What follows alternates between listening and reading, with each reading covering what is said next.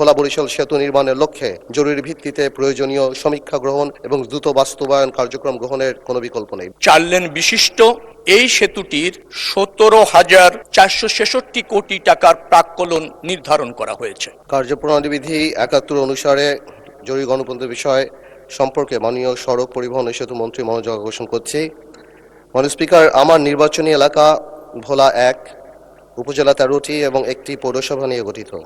ভোলা জেলার সর্বমোট 20 লক্ষাধিক জনসংখ্যার একটি বৃহৎ জনপদ, যা প্রাকৃতিক সম্পদ সমৃদ্ধ হওয়া সত্ত্বেও উন্নত সড়ক যোগাযোগ ব্যবস্থার অভাবে আজও দেশের মূল ভূখণ্ড থেকে কার্যত বিচ্ছিন্ন। বাংলাদেশের একমাত্র জেলা হিসেবে ভোলায় এখনও সরাসরি সড়ক যোগাযোগ ব্যবস্থা গড়ে ওঠেনি। ফলে এই অঞ্চলের জনগণকে বিভাগীয় শহর বরিশাল এবং রাজধানী ঢাকায় যাতায়াতের জন্য সম্পূর্ণভাবে নৌপথের উপর নির্ভর করতে হয়। বছরের দীর্ঘ একটি সময়, বিশেষ করে কালবৈশাখী বর্ষা মৌসুমে অত্যন্ত ঝুঁকিপূর্ণ হয়ে ওঠে এই নৌপথ। এতে করে জরুরি চিকিৎসা সেবা ব্যাহত হয় এবং অনেক ক্ষেত্রে রোগীদের প্রাণহানির মতো ঘটনা ঘটে। অপরদিকে পণ্য পরিবহনে অতিরিক্ত সময় ব্যয় বৃদ্ধির ফলে এই অঞ্চলের কৃষক ও ব্যবসায়ীরা মারাত্মকভাবে ক্ষতিগ্রস্ত হন। ভোলার বিপুল প্রাকৃতিক গ্যাস, কৃষিজ উৎপাদন ও সামুদ্রিক সম্পদ জাতীয় অর্থনীতিতে পূর্ণাঙ্গভাবে কাজে লাগানোর জন্য উন্নত সড়ক যোগাযোগ অত্যন্ত জরুরি।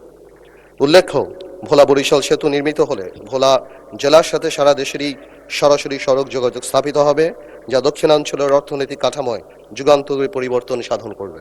একই সাথে এটি পায়রা বন্দর ও মোংলা বন্দরের সাথে কার্যকর সংযোগ স্থাপনের মাধ্যমে জাতীয় ও আঞ্চলিক বাণিজ্য সম্প্রসারণে গুরুত্বপূর্ণ ভূমিকা রাখবে।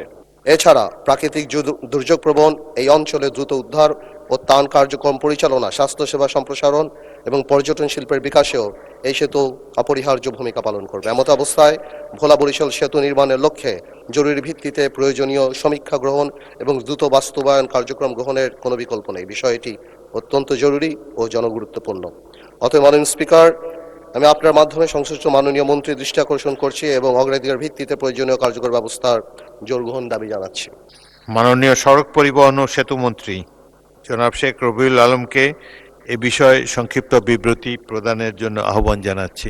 71 বিধিতে সম্মানিত সংসদ সদস্য যে প্রকল্পটির গুরুত্ব উপস্থাপন করছেন, মহান সংসদকে জ্ঞাত করবার জন্য আমার এই বক্তব্য।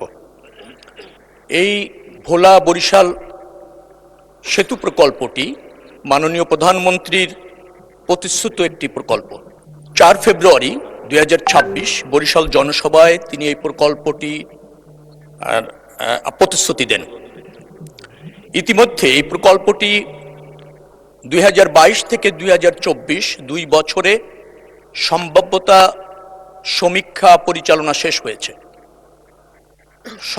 আপনার সমীক্ষা শেষে 10.876 কিলোমিটার দৈর্ঘ্য, 4 লেন বিশিষ্ট এই সেতুটির 17,466 কোটি টাকার প্রাক্কলন নির্ধারণ করা হয়েছে।